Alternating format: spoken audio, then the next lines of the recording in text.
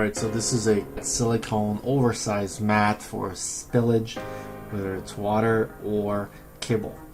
It's 25 by about 17 and a half.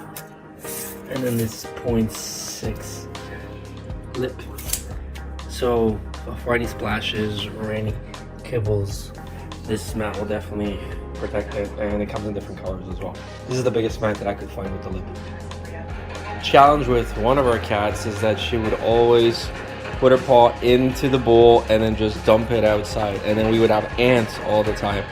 So I needed to get a silicone pad that was large enough to cover 2 cats' bowls, 2 kibble bowls, and it had a lip on it, because then if there's any ants, they can't lift it out of the silicone mat.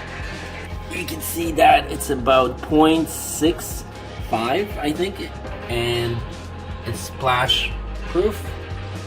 So our kitty likes to dip a paw, and as you can see, she likes to put the kibble all over the floor. So we did, as long as we got this silicone pad so she doesn't get all over the floor and then ants come. See that? Perfect. Yes, I am recording you, Christy.